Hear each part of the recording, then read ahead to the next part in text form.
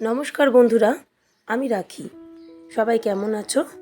আশা করছি অনেক ভালো আছো, আর আমরাও ভালো আছি। আমার আরও একটি নতুন ব্লগে তোমাদের সবাইকে স্বাগত জানাই। এখন বাজে সকাল 7টা, আর আমি এখন থেকেই আজকের ব্লগটা স্টার্ট করছি। তো সকালবেলা ঘুম থেকে উঠে প্রথমে ফ্রেশ হয়ে নিয়েছি, ঠাকুরের ইষ্টপ্রীতি করে নিয়েছি। এরপরই চলে এসেছি ডাইনিং রুমে। ডাইনিংয়ের বিছনাটা অগোছালো হয়ে পড়ে রয়েছে, জামা কাপড় ছড়ানো ছিটানো। তো প্রথমে এইগুলোকে গুছিয়ে নেব। কয়েকটা জামা কাপড় সকালবেলা রোদে দিয়ে দিচ্ছি। সকালবেলা ঘুম থেকে উঠে যদি ছেলেদের স্কুল না থাকে, তাহলে কিন্তু আমার এই কাজটাই প্রথমে করতে হয়। প্রথমেই কিন্তু আমি ফ্রেশ হয়ে বাসি জামা কাপড় ছেড়ে ঠাকুরের ইষ্টপ্রীতি করে ডাইনিং রুমে চলে আসি। ডাইনিংয়ের বিছনাটা গুছিয়ে ফেলি, এরপরে ঘরটা ভালো করে ঝাঁট দিয়ে দিই। ঠিক এখন যেমনটা তোমরা দেখতে পাচ্ছ সেরকমই। জামা কাপড়গুলোকে তো রোদে দিয়ে দিয়েছি, আর মোজা টুপি এইগুলো অনেকগুলো সব বাইরে পড়েছিল। এখন তো এতগুলো মোজা টুপি লাগবেও না, এখন অনেকটাই গরম পড়ে যাচ্ছে। তো এগুলোকে একটা প্যাকেটের মধ্যে করে ভরে তুলে রাখবো। এমনিতে আমি টুপি, মোজা, রুমাল এই জাতীয় ছোট ছোট জিনিসগুলোর জন্য আলাদা প্যাকেট ব্যবহার করি। এতে কিন্তু খুঁজে পেতে অনেক সুবিধা হয়। তো যেমন তোমাদের বললাম আর কি, বিছনাটা এবার গুছিয়ে নিচ্ছি, ভালো করে ঝাড় দিয়ে নিচ্ছি। এরপরে কিন্তু ঘরগুলোকে ঝাড় দিয়ে দেব।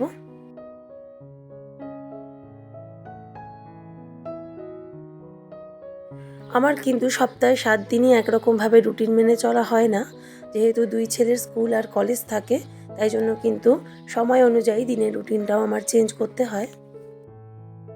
যেমন ধরো, যেই দিনকে ছেলেদের স্কুল কলেজ থাকে সেই দিনকে কিন্তু শুধু বিছনাটা গুছিয়ে রেখে দিই আর সদর দরজায় জল দিয়ে দিই, আর ঘরগুলো কিন্তু ঝাঁট দেওয়া হয় না। 2 ছেলে বেরিয়ে যাওয়ার পরে তবেই কিন্তু আমি ঘরটা ঝাঁট দেওয়ার সময় পাই। কেননা সকাল থেকে কিন্তু 2 ছেলেকে রেডি করা, তাদের টিফিন, জলের বোতল, ব্যাগ, জামা কাপড় সব কিছুই কিন্তু হাতের সামনে এগিয়ে দিতে হয়। আমার সকালবেলাটা এর জন্য প্রচণ্ড চাপ থাকে।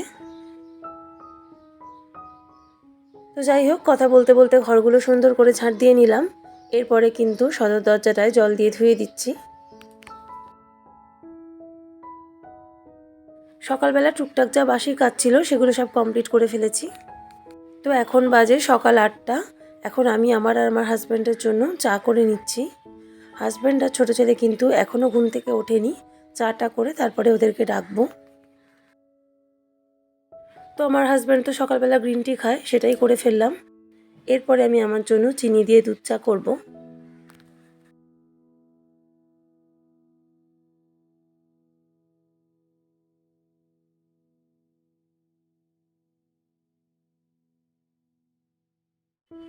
আর এই তো কথা বলতে বলতে কিন্তু আমি চাটা বানিয়ে খেয়েও ফেলেছি। আর এখন কিন্তু অনেকটা বেলাও হয়ে গেছে। এখন আমি করে নিচ্ছি বড় ছেলের জন্য একটু ছাতু। সকালবেলা কিন্তু ও বাড়ি থাকলে ওকে আমি এভাবে ছাতুর শরবত করে দিই। আর এটা বানাচ্ছি আমার ছোট ছেলের জন্য দুধ বিস্কিট। এখন ছোট ছেলে ঘুম থেকে উঠে পড়েছে, আর এখন এই খাবারটা খেয়ে ও কিন্তু আমার কাছে পড়তে বসবে। যেহেতু আগামীকাল থেকে পরীক্ষা শুরু, তো এখন সকাল বিকেল দুবেলাই একটু ভালো করে পড়াতে হবে। না হলে আমি আমার ছোট বাচ্চাটাকে কিন্তু সারা বছর এতটা চাপ দিই না। যেহেতু এখন সবে নার্সারিতে পড়ে, তাই আমি মনে করি এখনই এতটা চাপ দেওয়ার মতন কিছু নেই। এখন এর জন্য একটু ফ্রিভাবে ওকে বড় হতে দিই। তো এখন যেহেতু ফাইনাল পরীক্ষা, তো কিছু করার নেই। এখন তো একটা ভয় কাজ করেই সব মায়ের মনে। তো আজকে দুধ খেতে বসে ও বেশ অনেকটাই ঝামেলা করছিল। দুধ বিস্কিট ওর নাকি পছন্দ নয়, খাবে না। তাই আমি বললাম পরীক্ষাটা শেষ হয়ে যাক, তোমাকে ভালো কিছু খাবার বানিয়ে দেবো। তারপরে কথা শুনে খেয়ে নিয়েছে, আর এখন আমার কাছে পড়তেও বসে পড়েছে। আর আমি ওকে কিছুক্ষণ পড়িয়ে তারপরে আবার দুপুরে রান্নাগুলো করা শুরু করব।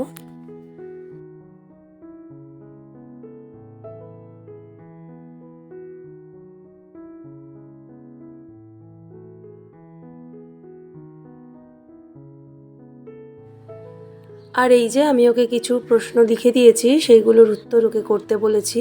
আগামীকাল অঙ্ক পরীক্ষা, তো একা একাই অঙ্কগুলো করে নেবে, আর আমি গিয়ে চেক করে নেব শুধু। আর এখন রান্নার দিকে চলে এসেছি। ব্রেকফাস্টের জন্য সব রকম সবজি সিদ্ধ করে একটা তরকারি বসিয়ে দিলাম। আমার বড় ছেলে যেহেতু তেল মশলা দেওয়া খাবার একেবারেই এখন খাচ্ছে না, তাই এইভাবে প্রেশার কুকারে সিদ্ধ করে নিলে তাড়াতাড়ি রান্নাটা হয়ে যায়, আর সবজিগুলোও তাড়াতাড়ি নরম হয়ে যায়। ব্রেকফাস্টে তরকারিটা নামিয়ে ফেলেছি, আর এখন ফুলকপি, গাজর, বিনস, ক্যাপসিকাম এই সব দিয়ে একটা ভেজ ডাল করে নেব।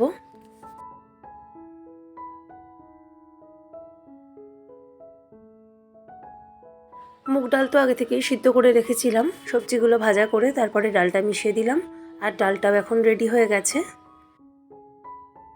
আর এইদিকে আমার বর বাজারে গেছিল, ফেরার সময় আবার গাছ থেকে নিম পাতা তুলে নিয়ে এসেছে। আমাদের আবাসনের মধ্যেই কিন্তু 2-1টা নিম গাছ আছে, তো বেশ কচি কচি পাতাগুলো তুলে নিয়ে এসেছে।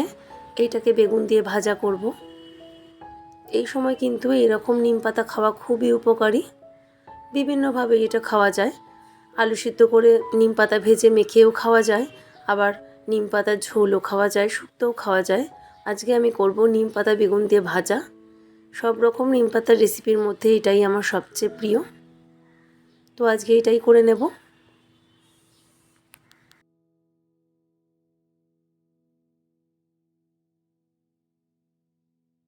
আর এখানে একটা বড় সাইজের বেগুন কেটে রেখে দিয়েছি, তো এখন নিম বেগুন ভাজাটাও বসিয়ে দিলাম। ব্যাস, এই তো হয়ে গেল আজকের লাঞ্চ, নিম পাতা বেগুন দিয়ে ভাজা আর মুগ ডাল। যেহেতু আগামীকাল ওর অঙ্ক পরীক্ষা, তার জন্য আজকে একদম সারা সাপটা রান্না করেছি। বেশিক্ষণ রান্না নিয়ে তো বসে থাকাও যায় না, তাই না? বাচ্চাকে পড়াতে হবে, সমস্ত রকম ঘরের কাজকর্ম আছে, রান্না নিয়ে আর কতক্ষণই বা বসে থাকবো।